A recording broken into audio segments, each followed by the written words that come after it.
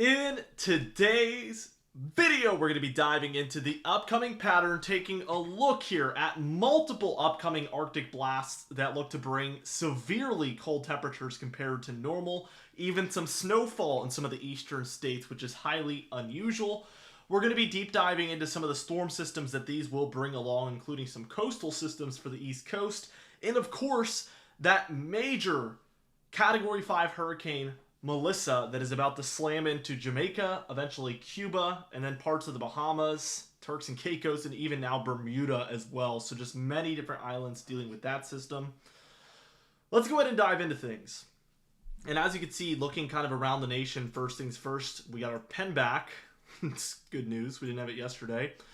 We can see a storm system up here impacting the north central states, and this actually is going to be the system that is going to develop the cold front underneath it and drag that colder air into the eastern United States just in time for Halloween.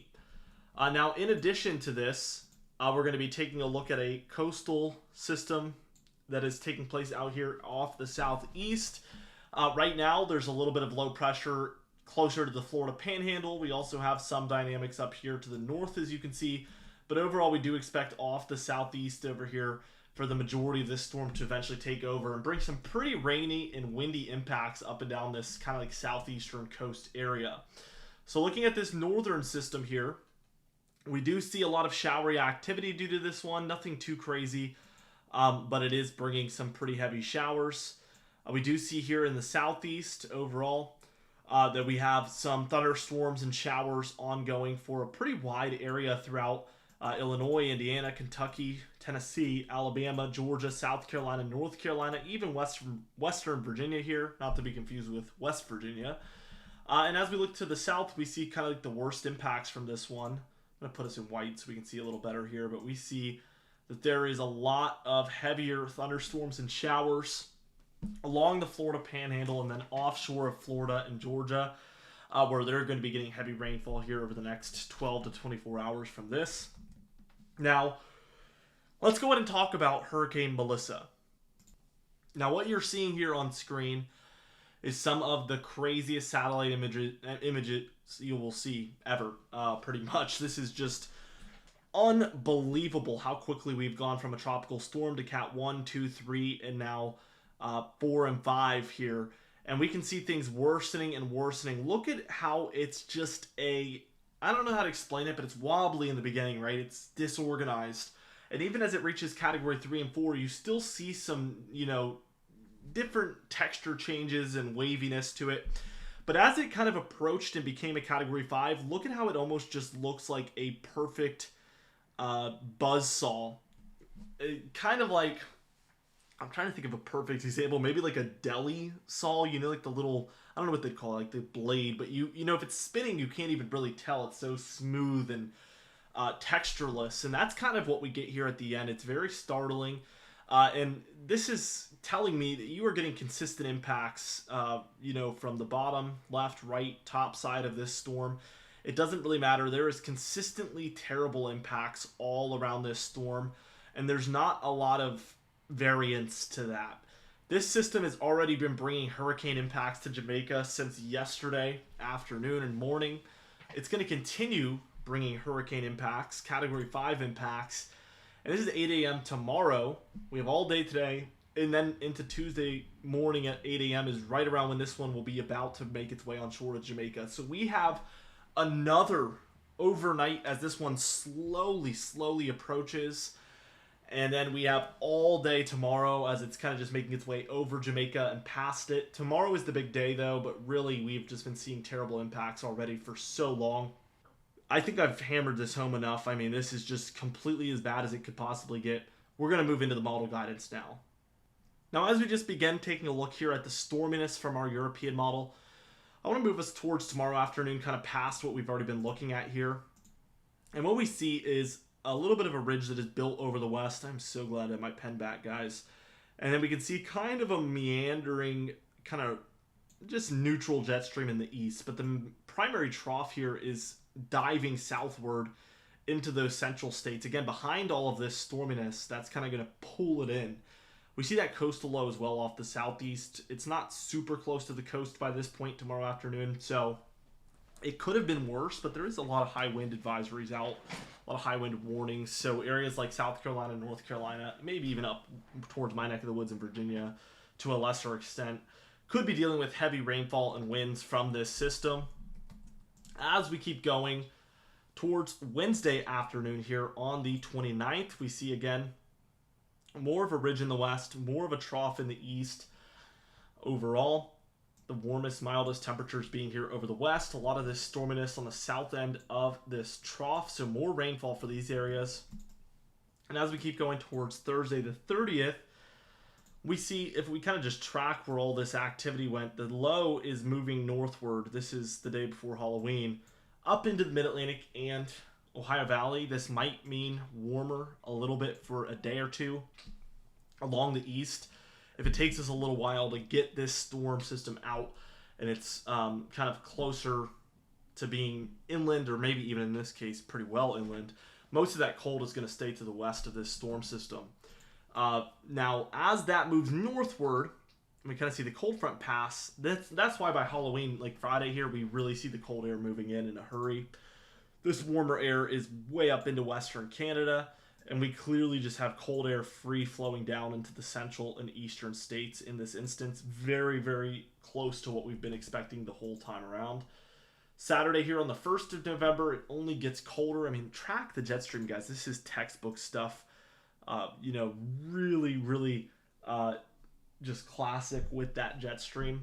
No way around it. This is a massive trough in the east, massive ridge in the west. Usually those two things go hand in hand. Sunday on the 2nd, it's still very, very cold.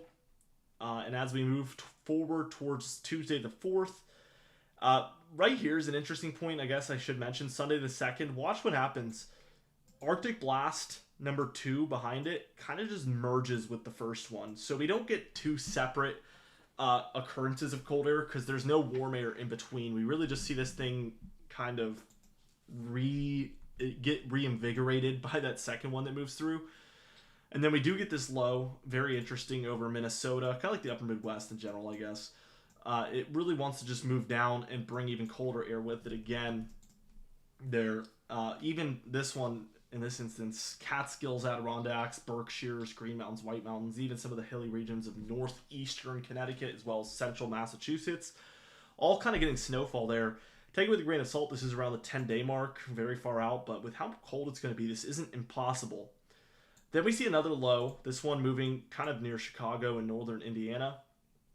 Obviously has a dragging cold front with it, a bit of a warm front, but hardly. Not a very strong warm front in this instance, and we have just tons of warmth still over the west, and that's going to allow for this colder air to pour in behind this whole thing. And in this instance, we do get a little bit milder for like the 6th, 7th, 8th, right before this thing swings through, and then we get another round of that cold air, and then we're kind of left at this point where it's a bit of a question mark at the very, very end of the model run. Now, we're going to move back into the temperatures towards the tail end, so stay tuned for that. But as far as total precipitation, we've seen a little bit of a resurgence there over the northwest where it looks a little bit more optimistic for higher amounts of precipitation. In the east, we're looking pretty good. A lot of these areas are above average. The bad spots are going to be like Texas, Oklahoma, Louisiana, and then southern Mississippi and southern Alabama, where we're left pretty dry here, much drier than we want to be. And the anomalies are going to show that. Again, well above average here for parts of Oregon and Washington, as well as southwestern Canada. Most of these eastern areas are either very close to average or above average. And then again, it's these deeper south areas closer to the Gulf Coast where we're a little bit alarmed by how low the amount of precipitation is coming in. Total snowfall, this is amazing. There is a lot expected for the mountainous west, but it is below average for this time of year. And then we see really, really high amounts for this time of year in the upper Midwest and Great Lakes, as well as the Mid-Atlantic and Northeast. This is almost exclusively, especially in these Mid-Atlantic and Northeast locations, going to be for higher elevation areas. So almost certainly you don't live where this is expected unless you're in the more northeast side of things, like New York or New England. I know there is some people that live up there in the higher elevations in those areas, but for this portion of West Virginia, Pennsylvania, it's not the most people in the world. But this is impressive because this is almost It's not quite as much as the northwest here, but it's close. You know, who's seeing the most snowfall? Clearly this, but this isn't that far off. It should be way, way, way more for the whole mountainous west out here compared to the east, but this is a lot closer than it should be, which I found very interesting. The temperature anomalies, again, cool down number 1. Well, we're kind of in cool down number 1. We'll call that one number 1 that's overhead right now and still around. Number 2 goes ahead and moves in for the 29th, 30th, 31st here. And then look at the 1st and 2nd here. This Saturday the 1st. We see 2 different things here. So we're calling the first one cool down number 1. This is where I get myself confused. So this one will have been number 2, which would make this one that, again, doesn't have any warmth in between, but it is a separate Arctic air mass that is moving in. So that one's going to be number 3 here by this point, that's moving in for early November to meet up with the second one. And then, what do you even call this? I guess it's still number 3. This is clearly number 4 by this point.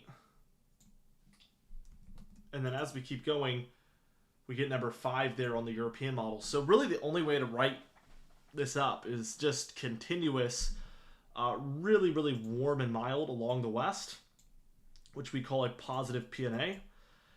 And that forces the cold air over and over and over and over and over again to move into the east. And we're kind of locked in for that here from now till mid-November, it appears, which is going to be very interesting. The GFS model is a little different. We do get cool down number 1, 2, even 3 there.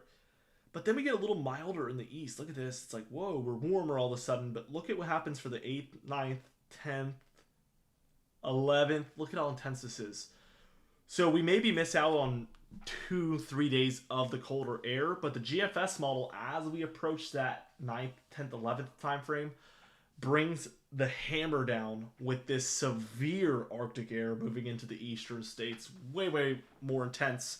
First off, than anything we've seen in recent memory for a late October or early November, but also way more intense than anything we're seeing on the European model or have seen from model guidance over the past few days.